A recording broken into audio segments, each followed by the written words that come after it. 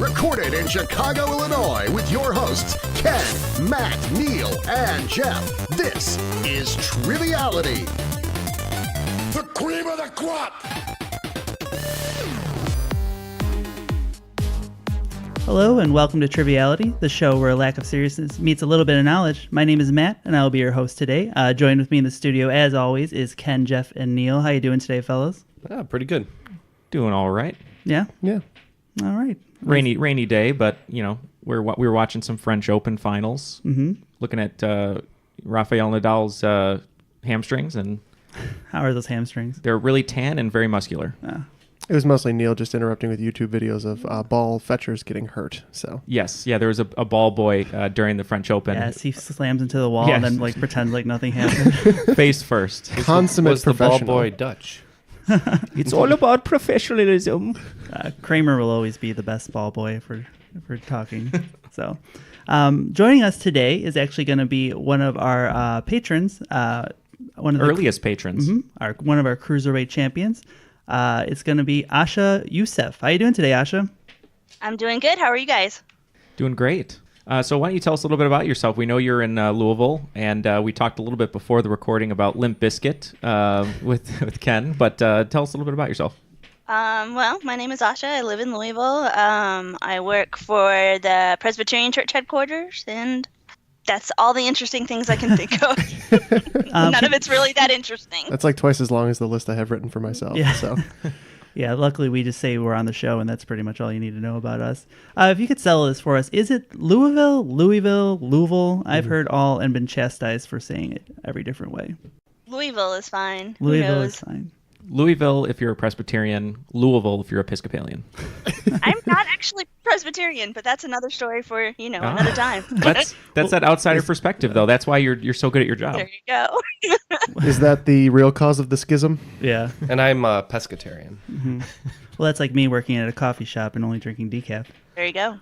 So before we get started today, I did want to talk a little bit about our reviews. We're actually up to 65 reviews on iTunes. So thanks to everyone. 65 million years in the making. Yeah, that's okay. That's just the Jurassic Park tagline. Yeah, I'm aware. Is it? Yeah. I'm bad at that. All right, so we are up to 65. So thanks to everybody who's written one. We've got actually quite a few in the last couple weeks. And everybody who had won a prize has gotten those shipped out. So I hope you guys are enjoying those. We'd like to do that again. So once we get up to 150, we'll be picking another 5 people to be winning one of these random prizes. Yeah, we're about halfway there. So if we can just double what we've got currently, we should be in good shape. Yeah, we're toying with the idea of once we hit 500, one of the prizes will be Jeff will go to the city that you live in, and you can take him to work, and he'll just tell all your coworkers they're wrong. Yeah. Take a Jeff to work day. Yeah. I mean, if it wasn't cost prohibitive, I would do that for free. All right. Well, today's game is going to be Jeff and Neal versus Ken and Asha. We got any team names for you guys today? Well, I think in honor of CM Punk, who probably fought his second and final UFC match, we're going to go with Team KO. Where's the O coming from? Ouseph. O is silent. The O is silent. You don't get too many silent O's. Yeah, so, and that's probably a thing that happens to you a lot, Asha, right? Where people pronounce the O? No, everybody gets it right perfectly. It's amazing. Never happened once. I just say yes. I didn't detect any sarcasm there. Well, see, now I'm making, having a thought here when we said, is it Louisville or Louisville? She's like, yeah, that's fine. She's just so used to people being saying polite. Yeah, right. There's a silent O in Louisville, too. So. Exactly. Just going to be team triviality today? Yeah, that's fine, I suppose. I mean, I don't know what else we would be. We'd be like Nadal's calves or something. But Not going to happen. Yeah, I'm not going to say that over and over. So, on that note, are you guys ready to play the game? I'm ready. Yeah, let's hold on. I got to open the door here for the rules guy. Hold on. The rules of the game are simple. 20 questions split into 2 rounds worth 10 points apiece. At halftime, there'll be a special swing round designed by this week's host. After regulation, players will enter the final round with the points that they've accumulated and will have a chance to wager 0 to 30 points on 5 categorized questions. At the end of the game, someone will be named the cream of the crop. The cream will rise to the top, oh yeah. Okay, he just left. That's a pretty good reading today. That was. It was pretty close to the last time. It's amazing how he does that. Every single time. All right, you guys ready for question 1? Let's do it. All right, question 1. 39 years after his band was nominated for Best New Artist, he won Album of the Year with a completely new project. 39 years after? Correct. You guys locked in? I think we're locked in. I like that. I like that answer because he would have won it for I know, yeah. that, right? I would think so. Yeah. Okay. Yeah, we're locked in. All right, so these guys are locked in. Asha, I'm trying to think of like an old-timey band and then maybe a solo project or... Yeah. Could it be one of the Beatles? Yeah, that's what I was thinking. I think Ringo Starr got a later start, but I don't think there was enough time differential for the other guys. George Harrison? No, I think there wasn't enough time. 39 years? Maybe Ringo Starr. I'm good with that. You guys locking in with Ringo Starr? Yeah. All right. Neal, once he's done taking selfies over there, what did you guys come up with? This was Jeff, but I just agreed with him, so I'll let Jeff take it. Yeah, I had an immediate thought, and apparently Neal liked it so much that we just locked in. We didn't think it out after that. So I know Carlos Santana released Abraxas quite a long time ago, and I think Smooth did quite well for him with Rob Thomas, a joint venture he did.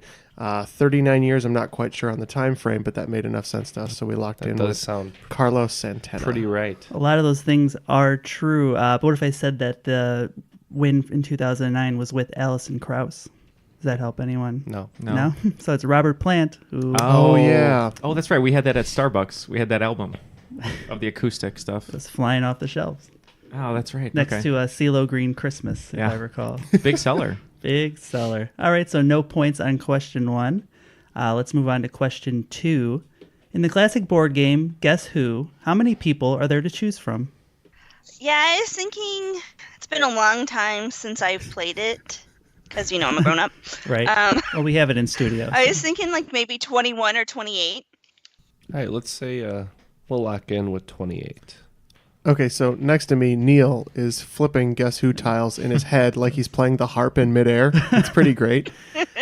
Well, when I used to play, when the game would be over, I would always do them, like like in just order. like that? And I think that I was thinking it was 5 a row. I could be wrong. I think there's more wide. More wide. How deep do you think it is? I was trying to think about when they're flipped over, how deep that would be. Do you think 4 rows?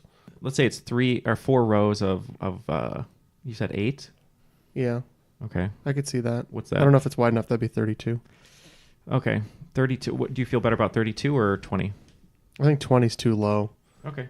Well, let's go 32 then. but I have no idea. That's all right. We're going to lock in with 32. All right, you locked in with 32. And Ken and Asha, what did you say? We did say 28. 28. Both a little too high. It's actually 6 rows of 4, which comes into 24. Okay. Oh, I was thinking it was 7. I did 4 rows of 7. It was a game that was definitely like, it's raining out, we can't go outside for recess, and then you'd play Guess Who, basically. So we had the number of rows deep correct. We were just too wide. Yeah. It makes sense now. Now when you're saying that, I can imagine it as 4. You're still playing it with your hands I am, yeah. in the studio. I every time I do it with my hands, I feel like Danny DeVito in Batman Returns with his penguin hands. Right. And I guess there's no better time to announce this than right now. We're releasing a special Triviality Guess Who with the 4 of us. Yeah. Probably games won't take that long. Does he have a beard? Yeah.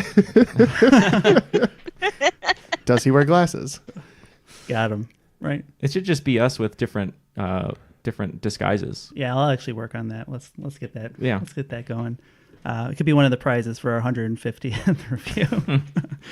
All right, guys, ready for question 3? Yes, please. All right.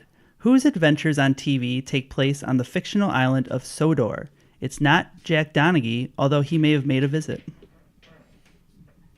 Any ideas from anyone? Seems like. Not really. I mean, you got Alec Baldwin. That's about as far as I've gotten. Island of Sodor. Alec Baldwin. And the question is, whose adventures? Mm-hmm. Do you have any idea, Asha? I have no idea. Well, this is a good start for me. So. I was thinking about just guessing MacGyver. Are you cool with that? I am good with that. All right. Trying to think. New Adventures of Old Christine. Yeah, that's why I thought of that, and then I thought of She's on the fictional island. That's right. I thought of that, and I thought of Gullah Gullah Island. When he said island, I don't know why. Wow. That from the Gilligan's was my 1st. Jack Donaghy on Gilligan's Island would be pretty amazing. Yeah. Sodor sounds like it's got to be animated, and it's got to be kind of like, I don't know, fantasy, and I can't think of anything. We're gonna go with Magnum PI. Okay. So along with Alec Baldwin, two of the other people to play this role would be George Carlin and Ringo Starr. Oh man, They were conductors on Thomas the Tank Engine. that's right. Yeah, Alec Baldwin was a conductor. Yeah, he was. Sure was. yeah. I should have known that. Mark's gonna be mad. His kid is obsessed with Thomas. I thought you were getting close when you said like Gullah Gullah Island and then Rin Tin Tin. And I was thinking animated, and I forgot that he did play the conductor. all right. Well, in order to get some points on the board, I'm actually going to move our question 5 up because I think you guys are going to get this one. This one comes from Catherine Lewis. So thank you, Catherine. If you have a question 5 you'd like us to read, just send it to trivialitypodcast@gmail.com. And it might end up as a question 4, though, just for the record. Yeah. Thank you, Catherine. If everyone gets the first 3 wrong, we may move it up to question 4. All right. So the question: who is the only actor to appear on AFI's list of top 100 heroes and on the list of top 100 villains for the same character? Note the list was created in 2003. We're locked in. Yeah, I think. Are you okay to lock in with Arnold Schwarzenegger? I am perfectly okay with that. Great, Arnold Schwarzenegger. Yeah, for the Terminator and T-800, I'm gonna go with Arnold Schwarzenegger. The answer is Arnold Schwarzenegger. All right, we got one. We're finally on the board. Woohoo! WWE Hall of Famer Arnold Schwarzenegger. Feels good to be on the board. Who is your daddy and what does he do? By the way, That's a wrong roll, but okay. when I was directing kids theater in the South Loop of Chicago, I had kindergartners. There was like 50 of them, and the first day that I had them running through exercises or something, I lined them up just to see if it would work like Kindergarten Cop, and I was like, "Who is your daddy and what does he do?" And then the one girl just kind of like looked at me and like picked her nose, and she's like, "Daddy," and then so it didn't work. It wasn't as good as the movie. So, And you were arrested shortly after. yes, yeah. All right, moving on to question 5, which was written by me, not anybody who sent it in. So blame me when no one gets this right. Brett Favre started off his tenure with the Packers on the right foot, making his first completion to this future Hall of Famer who would never catch another pass from Favre. You a football fan? No. Well. I casually watch the NFL, but not enough to... There's no team in Kentucky. You a Titans fan, probably, or No. we're not really a fan of anybody? You know, when the teams around you are the Titans and the Bengals and Yeah. the Colts haven't been good since Bengals Peyton would be left. right there. So Yeah, we don't talk about the Colts on this podcast. 2006 was. I don't know what you're talking about. The Bears, they missed their flight, and Yeah. then The game they was canceled. They suited up the Colts. It was all of them wore Bears jerseys, and it was a fix. They You just know, had a fix was in. scrimmage. Yeah. Oh, I might have been wearing a Colt sweatshirt that night. Rex Grossman is our quarterback. So a really bad lovey. That was more of a Morgan Freeman. All this to avoid the question. Favre was with the team for a while. Well, right. He was with the Falcons, and then he went to the Packers. Right. And then he was on the Packers for a while, much like Rodgers was, kind of like an understudy. So he probably came in as a replacement, end of a game, end of a season or whatever. And then that receiver probably left the team either due to injury or went to another team. Right. Yeah, I'm thinking he either left the team or I guess it could have been his last season. I just can't think of any like really famous Packer receivers. From the early 90s. Yeah. Was Eddie George with the team at that time? No, he was on the Titans. Was he on the Titans? Yeah, because he's my favorite running back from Ohio State. Yeah. The Ohio State. The Ohio State. Because it doesn't have to be a receiver necessarily. Okay, we're going to go with Shannon Sharp. Okay. Going with Shannon Sharp. And I'm going to say Daniel Day-Lewis took the field. Wonderful. It is greatest role yet. No, Throw the ball to me. It's a Y formation. So this is going to be a little shout out to Jason because this is definitely a douchey trick question. His first pass was batted up in the air and he caught it, completing it to himself. He threw the pass and he was the receiver. And he's a future Hall of Famer. Holy cow, I knew that too. Oh, boy. Brett Favre I have heard that. tricking us again. You know what? I should have got one of those copper arm things, and maybe I would have had the right mind frame to answer that question that he advertises. You're wearing the right jeans. That's the key. Is the Wranglers? Is that Wait, with the Wranglers and then the copper elbow thing and wrist thing? Mm-hmm. Yeah. And all the other problems with old age that he's having now. Yeah. All right, moving on to question 6. While it's well known that Indiana Jones was afraid of snakes, what was his dad afraid of? Being a father. I would say he's a man, so it's probably being a father or commitment. So we all know who his dad is. Sean Connery. What? Spoilers. So we know he's not afraid of your mother, Trebek. It's not dogs. It's too bad because my friends, including Neal, watched it a couple of weeks ago. So Neal's just I know, I'm trying to go through the movie. blanking here. It's killing me. Do you have any idea, Jeff? No, I don't really remember these Okay. movies. I've only seen them the one time through. Okay. So now I have to go solo on this one. In theaters now. Mm-hmm. So the movie opens with River Phoenix in a tomb. Okay. So in the first film, the role that eventually went to John Rhys Davies was supposed to go to Danny DeVito. So I would just imagine Frank looking down into the snake pit going, asps. That's a very different movie. I'm literally going through this whole movie right now, and I love how this question's going to get me. I don't think we have time for the full 95-minute run, but No, I don't. I'm trying to go through every scene, but let's just go with flying. It's wrong, but Okay, locking in with flying. My initial impression was also a fear of flying. Are you okay with that, Asha, or you have a better idea? I had written down spiders and flying, so I'm good with Yeah, flying. I just feel like it's kind of cinematic to, maybe they end up in a plane at some Yes. point and he's like, oh, I hate this. He Did you just change your lock-in? yeah, I won't take the points, but we'll still go with flying. I figured it out. Was it something someone said that jogged it, or? It was Asha said spiders, and I was like, oh, I forgot about creatures, and it's rats, I believe, but we're locked in with flying. Okay. The answer is rats. Yeah, that's okay. Sorry. Oh, rats. I wasn't thinking No of points. creatures, and I should have been, because I was like, oh, it's the opposite of Indy, but then I was like, oh, no, it's also a No. creature. And he doesn't like snakes. He didn't like rats. Because when he takes Elsa down into the tomb and all the rats are swimming and they're all mechanical rats, he's like, oh, my dad would have hated this. He hates rats. If you would have just got to that part of the movie, you would have had it. I know, I skipped over it. just need another 84 minutes. Moving on to question 7. In the Oscar Wilde novel, The Picture of Dorian Gray, what Disney-ish nickname does Sylvia refer to Dorian as? I don't know, but I think that's a good guess. I haven't read this. I've seen the adaptations, but and the ish would make sense in this case. yeah, let's go. We're locked in with a guess. All right. Do you have any initial thoughts on this? I have a thought, but I want to hear what you think. Is he being sarcastic? I was just writing down Disney characters, so maybe, I don't know. Let's go with Goofy. There's an odd coincidence about aging in Peter Pan and Dorian Gray, in that neither one of them does. But I think Peter Pan was maybe written after Dorian Gray. The coincidence is too good. I think we should go Peter Pan. You okay with that? I am good with that.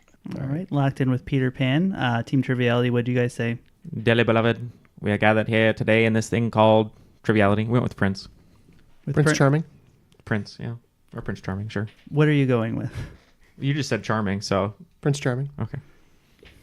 So the answer is Prince Charming.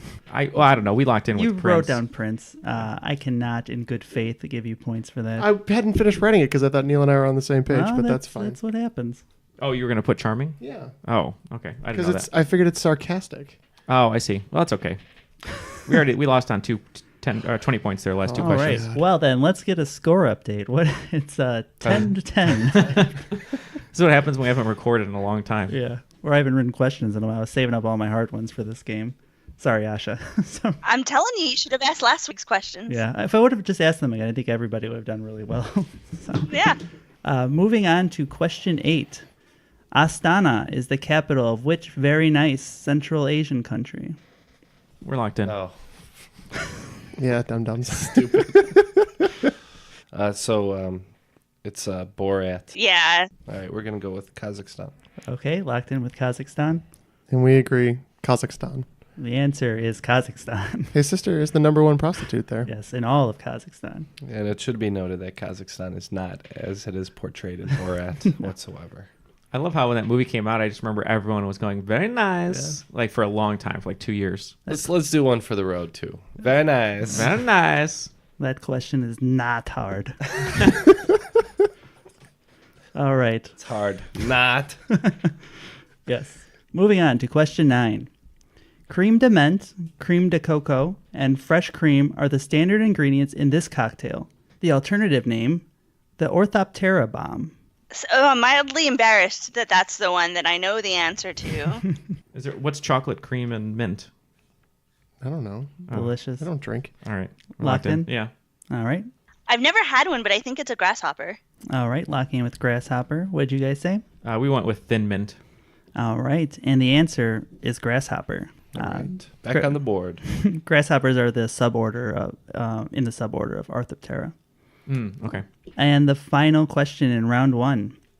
In 1946, Louis Beard invented this clothing item that has graced some of the best-selling Sports Illustrated issues ever. I think so. Yeah, I think we're in. Are you good with going with bikini, Asha? That's what I wrote down. All right, great. We're going to go with bikini. We're going to go with bikini as well. Both are correct. It's bikini. Way to end on a strong note, at They least. famously named the Bikini Islands after that article of clothing. Don't believe that's true. Jeff looks like he's going to die right now. All right, and going into the swing round, the scores are Team Triviality 30 and Team KO with 40. All right, you guys ready for the swing round? Yes, please. Let's do it. All right, the name of this game is No New Stuff, Just Taking Care of Business. So I'm going to give you 10 bands that have released albums in the last 3 to 4 years that you probably don't know released albums in the next 3 to 4 years, and you'll have to match them up with the album. All right, and the bands are going to be Good Charlotte, Smashing Pumpkins, Weezer, Green Day, DMX, Backstreet Boys, Madonna, Alice Cooper, The Rolling Stones, and Bon Jovi. Okay. All right, so you got your list of bands. So the first album is going to be Blue and Lonesome. Album 2, Paranormal. Album 3, Youth in Revolt. Album 4, Revolution Radio. Album 5, Oceania. Album 6, Pacific Daydream. Album 7, This House Is Not for Sale. Album 8, In a World Like This. Album 9, Redemption of the Beast. And Album 10, Rebel Heart. So both teams are locked in. So let's start with Good Charlotte. Team KO, what did you say? We went with Pacific Daydream, which was kind of just one that was left over after we did our reasoning. So Okay, Triviality. We said Blue and Lonesome. All right. And the answer is Youth in Revolt. Number 2, Smashing Pumpkins. Team KO, what did you say? this one I was pretty sure was Oceania. Okay, Triviality. We just went with Paranormal. And it's Oceania. Number 3, Weezer, Team KO. So we said Youth in Revolt on this one. All right. And Triviality. We went, due to the fact that they're on the West Coast, we went Pacific Daydream. And it's Pacific Daydream. All right. And number 4 was Green Day, Team KO. What did you say? Pretty sure this one was Revolution Radio. All right. And Triviality. We know we missed this one because we said Youth in Revolt. And it's Revolution Radio. Yeah, it looks like we both got tied up in the same spots a little bit. All right. Number 5, DMX, Team KO. Sorry. I had to do it. Well, Asha and I were talking, and we decided that the only person on the list that would refer to oneself as a beast would probably be DMX, so we want Redemption of the Beast. All right. Triviality. We did the same. Yep. Redemption of the Beast. Since no one on the list is from Iron Maiden. So. Mm-hmm. I wanted to see that album live, but he did not show up to the local bar that he was playing. That's right. Oh, yes. What about his Rudolph the Red-Nosed Reindeer? He did. He probably would have played that live too. So, all right. Number 6, Backstreet Boys, Team KO. So Asha and I discussed, and I think we came to the consensus that the Backstreet Boys weren't too creative with their naming conventions, so we went with Backstreet Boys In a World Like This for Backstreet Boys. Triviality. We also went with Backstreet Boys. In a World Like This. That is correct. And Thank you. We're really good at this. Sorry. We can only handle one answer at a Yeah, time. I'm sorry. I will make you name 2 things next time. It is too much. All right, number 7, Madonna, Team KO. We went with Rebel Heart. Okay. Triviality. We felt the same. We thought maybe Madonna was trying to relive her youth with a little bit of a rebel heart. Yep, and the answer is Rebel Heart. That was a good guess because she's a rebel. Because she's a rebel, obviously. All right, number 8, Alice Cooper, Team KO. With Redemption of the Beast taken out of contention, the only other answer that's kind of spooky is paranormal, so we went with that. All right, triviality. We know this is incorrect. We went with Revolution Radio. And it is paranormal. Man, that was an easy one. We thought it was too easy.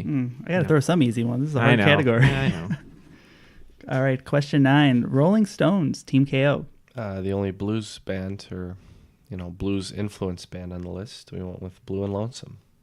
Team Triviality. And we said this house is not for sale. The answer is Blue and Lonesome.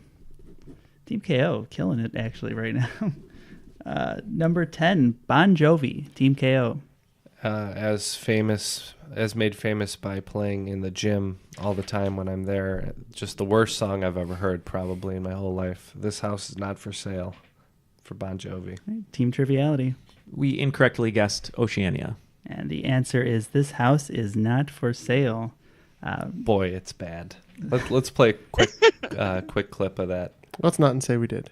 It might violate copyright. It'll definitely get taken down on YouTube now. So All of his New Jersey goons are going to come after us. every time we post this thing on YouTube, it gets taken down as a copyright violation and then gets put back up after they actually review it. So, Yeah, I keep just sending the exact same letter. I go, we are a podcast. We are not spam. Despite the fact that we have 0 views on any of those videos. So kind of surprised they're flagged for content violation. let's get us up to 20, guys. Why don't you kind of give us a couple clicks there on the YouTube channel? Yeah, just put it on the background. You don't have to listen. That's what I do. All right, so 40 points for Team KO on the swing round and just 20 for triviality. And heading into round 2, Team KO's got a pretty sizable lead now at 80-50. So you guys got some work to do. Yeah, we're not playing too well today. We're a little out of it. That's okay. Well, maybe we could change that around in round 2. You guys ready to get going? Let's do it. All right, question 1 in round 2. Who is the Greek counterpart to the Roman god Faunus? Asha, you got any ideas over there? I have 0 idea. Okay, cool. All right. So Jeff and I were silently talking about could it be in the order of animal, Ness being a female possibly, and we have come to a consensus that we don't think is right, but it's a good guess. So faunus immediately brings me to the word fawn, and that is human torso with some goat legs. Does that sound right? Who's Danny DeVito in Hercules? I do not know. The D ones are jumping out to me, so I wrote down like Dionysus and like Demeter. Let's go with Dionysus. I am good with that. Dionysus, was it? Yeah. Okay, and Team Triviality? We weren't sure, so we went with Artemis. Okay, so Faunus was the nature god. That's where fauna comes from. And you were right, it is the goat, the half-goat god, and his name is Pan.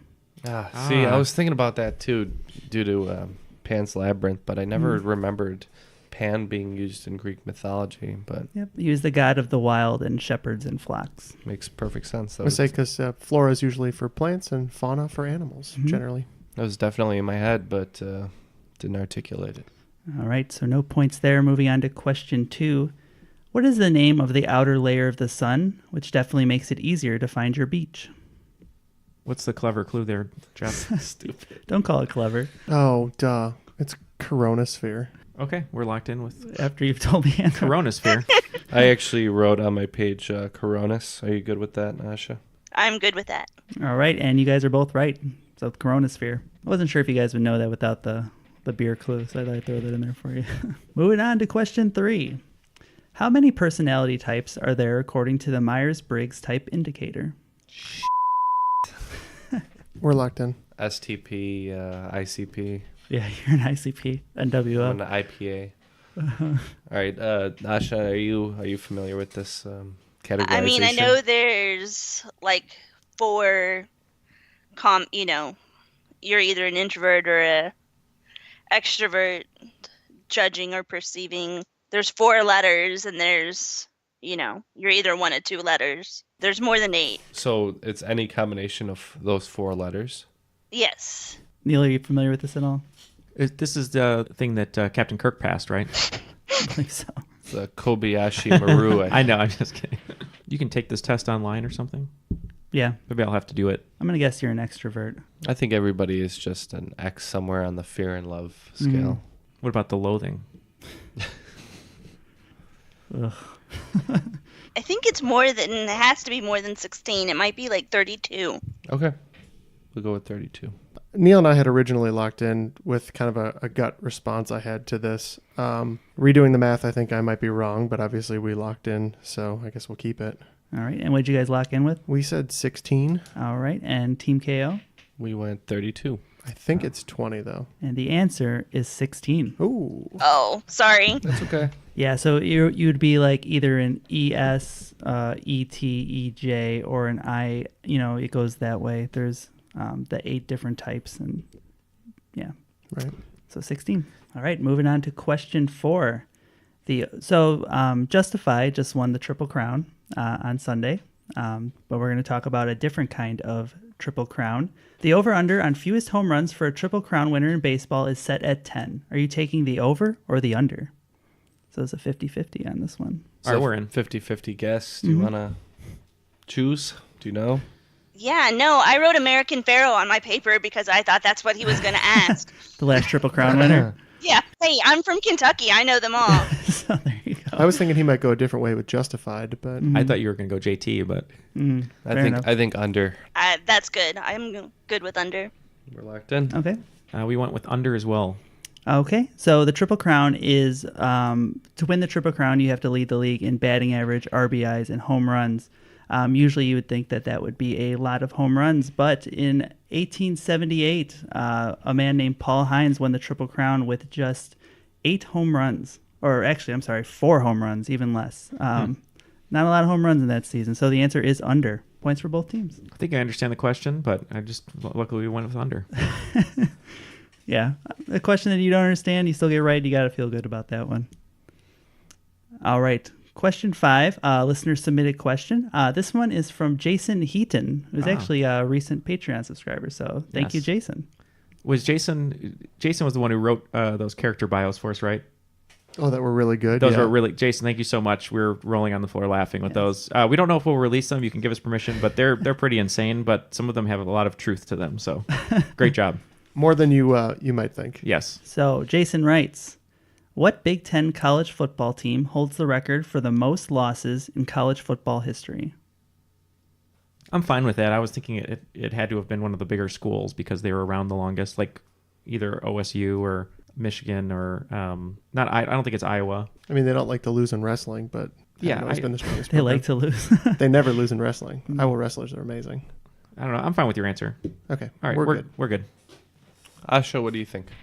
I was thinking maybe Northwestern because I don't feel like they're that great of a football school. And most of those other guys are pretty regularly in the top 25. Go with it. I trust you. You guys locking in with Northwestern? Yep. We are. All right, team triviality. There are definitely worse teams in the Big Ten, like Maryland and Rutgers.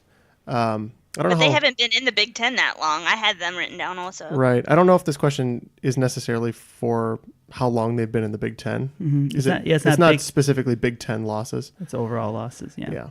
But as far as schools that have been around a long time, and they've had decent programs and non-decent programs, Neal and I said Michigan. It was the one we both wrote down first. Mm-hmm. Michigan has been around a long time. Actually, so Northwestern is second at 658 losses. Indiana with the most losses at 665. All those chairs being thrown because of the losses.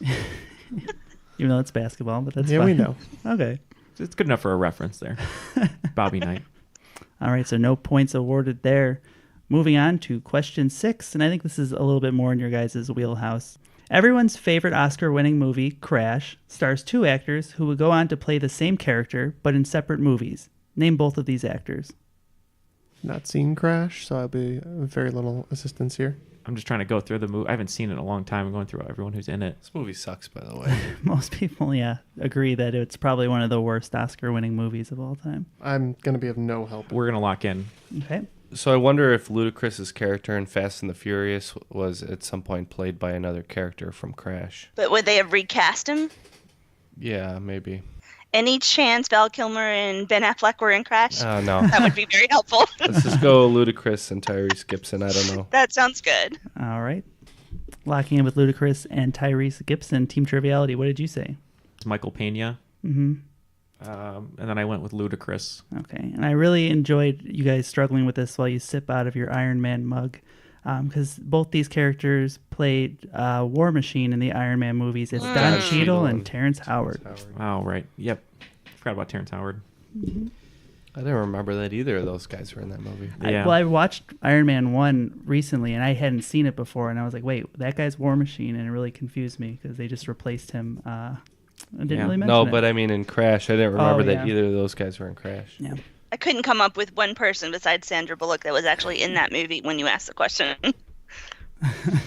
All right. Moving on to question 7. The CD and the 32X were add-ons for what popular video game system? What system was cartridge-based that had an add-on for a disc, like a CD? I don't think there were any that had an add-on for a CD. And then 32 times, was that memory or speed or? I was thinking something like that, yeah. It's not Dream, what is it? Not Dream Weaver. Sega Dreamcast. Dreamcast. She's a bitch! I think Dreamweaver is a like a Photoshop program. Yeah, I think it's websites or something. Yeah. I remember a lot of long nights with my Dreamweaver system getting me through the night. I remember there being like others with add-ons. I mean, 64 had a bunch of add-on stuff where you could add memory or you could... I mean, it did have add-ons. yeah, I mean, the controllers had add-ons and a bunch of other crap, so Do you want to go with that? that's fine. Okay. So I was thinking maybe the original Nintendo system, maybe that was the names for like the Power Glove or the little gun attachment, stuff like that. What do you think? Yeah, that's one of the ones I had. I just started writing down some of the older ones like Atari, Nintendo, Sega. So I don't really have a good feel on that. So Nintendo works for me. Yeah, let's say the Nintendo Entertainment System. Okay. Locked in with Nintendo Entertainment System. Triviality, what'd you guys say? We just went with N64. Okay. Well, the correct answer was said. It's actually the Sega Genesis. Yeah, I should have said that. I thought that's what it was, and I just thought it was wrong. Yeah. So, like, you would put the 32X into the cartridge slot on top of the Sega, and then you would hook the CD to the side, and you would play these games that required like $200 worth of add-ons. And then they came out with the Saturn 4 months later and bankrupt the company. Oh, Sega Saturn. I remember that. Yeah. It was all obsolete. Yep. And that's why people aren't playing their Sega systems anymore. Moving on. Question 8. The Roadrunner is the state bird of what state? Me. Thank you. Someone had to. Mm-hmm. I feel like that's what I feel like. Okay. All right. I wrote down 3 answers, and Jeff circled one, so we're going to go with that. I too wrote down 3 answers: Arizona, New Mexico, Texas. Which one of those do you like? I'm definitely. I just wrote down Arizona. I'm kind of leaning New Mexico for some reason. I could be convinced of that. All right, let's go New Mexico. All right. Locked in with New Mexico. Yeah, we wrote down Arizona, New Mexico, Nevada, and we went with New Mexico. And the answer is New Mexico. Good job, guys. Awesome. All right. Question 9. In a standard bell curve, what % of the data falls within 2 standard deviations of either side of the mean? I just heard gibberish, so I'm going to sit here and let Jeff. What percent? Yeah. And I'll give you 3% on either side wiggle room. I mean, it looks right, what you drew. You made a lot of drawings on the back there. I'm a very visual person. All right. Can you picture it? I had drawn one, and I was thinking it could be maybe, like on either side, it's going to be maybe like 30%, 33%. I'm not sure. All right, so 66? Sure? I don't know. Yeah, this is hard. Let's go 66. All right. 0.6. Locked in with 666. Got it. Okay. I thought it was a bit higher. I said 90, but I can't remember why. Okay. So within the 3% wiggle room, you guys just missed it. It's actually 95%. Oh, wow. Yeah, I thought it was high. 68% falls within one standard deviation, and within two would be 95% of all data. And it goes out from the center, not the other way around, but that's fine. But that was a nice bell curve you drew, Jeff, Thank you. so. And mercifully, whatever that it is, we're moving on to the final question of this round. In the classic nursery rhyme, The Farmer and Adele, the farmer takes the wife takes the child. What does the child take? The life. I'm not very good with nursery rhymes. How are you, Jeff? No? None of us have children. Also, I was never a child, so I believe that. I went right from 3 to adulthood. Yeah, he had a beard, and they said, well, he's an adult. Send it to the bank. The Farmer and the Dell? No, Farmer and Adele is what it is. Oh, okay, so... It's not One of my favorite mashups. Hello? Yeah. So, yeah, the farmer and Adele. That would be a wonderful reality show if she just hung out on a farm and it was called The Farmer and Adele. Do you think I could have some more milk? It would be like a way less pretentious. What was the one that Paris Hilton The did? Simple Life. Yeah. Oh my God. That's where she was cooking bacon on an iron. I remember that show. Nicole Richie, yeah. And Adele. I guess that's all I have in my head now. The Farmer and Adele. And it's what did the child have? Mm-hmm. Yeah. So the farmer takes the wife takes the child, and then what does the child take? Fatal dose of hemlock. Oh, okay. That's fine. Sure. So in this algorithm, the items are getting smaller. The entities are getting smaller. So maybe the child takes a cat or a dog. From what I vaguely remember, I was thinking it was a dog, and then the dog takes the cat takes the mouse, and the cheese stands alone. So there is a dog. I was thinking dog, Okay. yeah. If you think there's a dog, I'm good with it. Okay, going with dog. Jokingly, I felt maybe she was dragging this along to slaughter. We said pig. Okay. Well, there's no pig, but there is a dog. But you have to go up a couple rungs from dog. The cow takes the dog. The bull takes the cow. The nurse takes the bull, and the child takes the nurse. There is a nurse involved. Like a human nurse? Yeah. Oh. All right. Wow, that song's a lot longer than I remember it. It takes a while for the cheese to stand alone. I don't know a lot of non-human nurses. Well, just make everything's getting smaller, and then all of a sudden the child takes an adult. Unless it's a kid nurse. Maybe it's Doogie Howser. A female Doogie Howser. That's it. That's obviously what it is.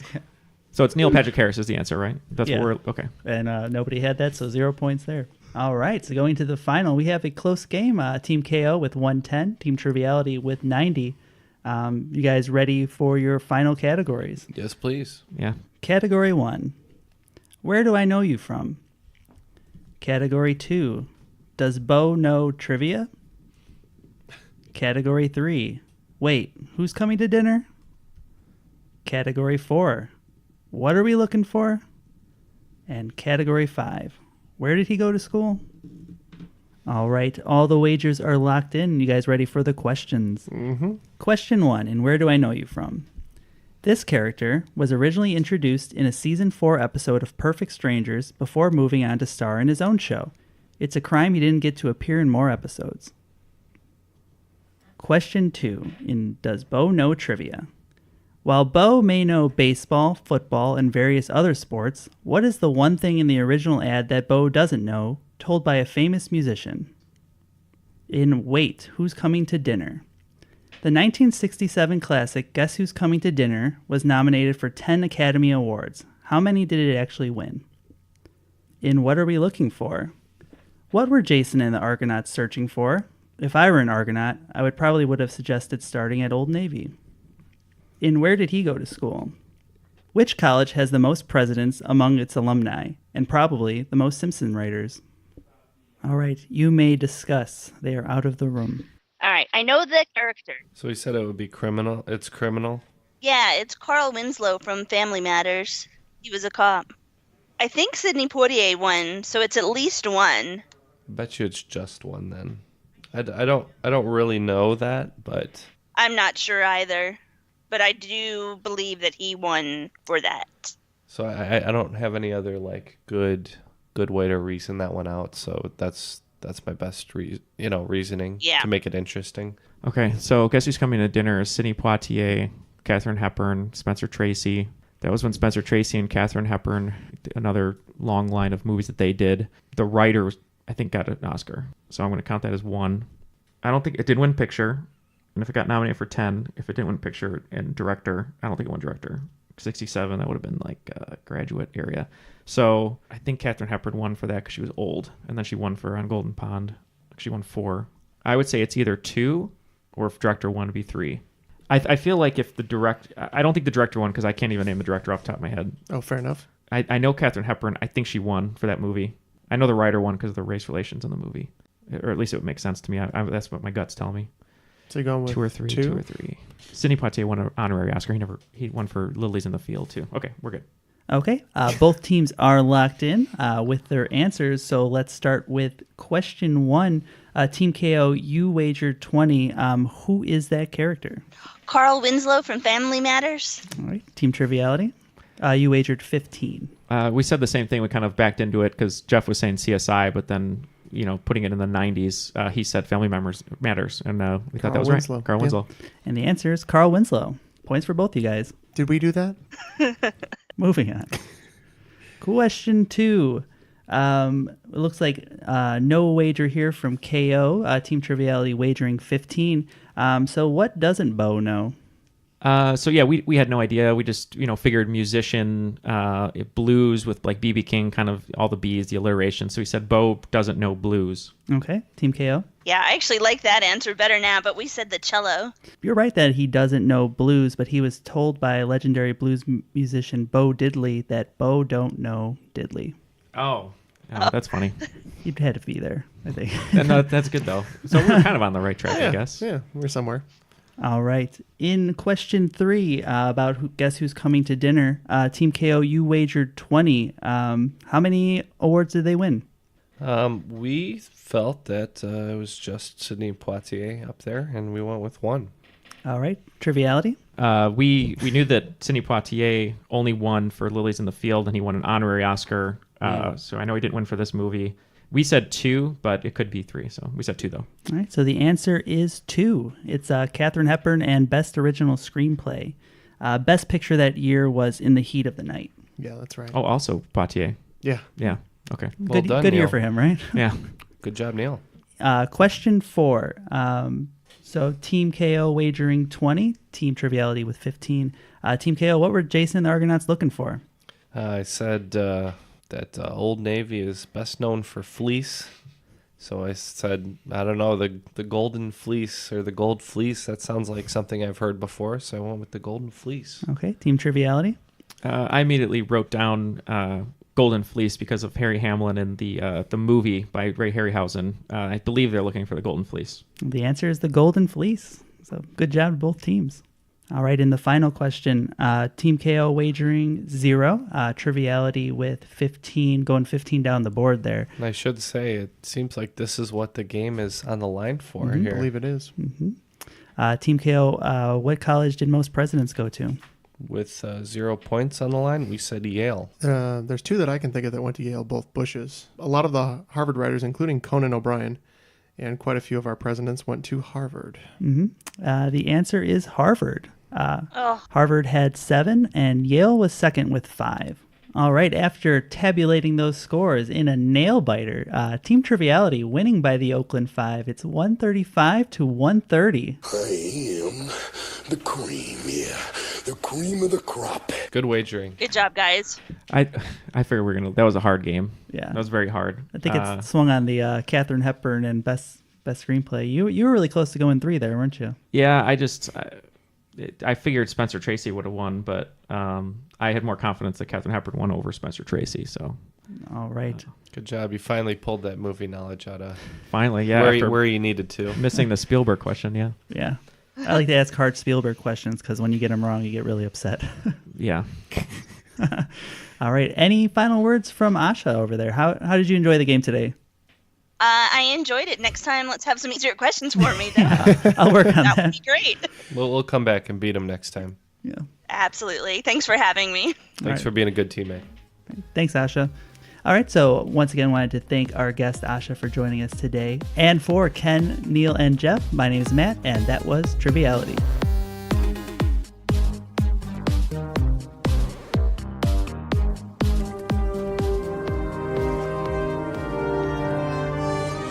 This is it. We found it. Look. Engraving on the shield. It's the same as on the Grail tablet. The shield is the second marker. What's that? It's a rubbing Dad made of the Grail tablet. Just like your father. Giddy as a schoolboy. Wouldn't it be wonderful if you were here now to see this? He never would have made it past the rats. He hates rats. He's scared to death of them.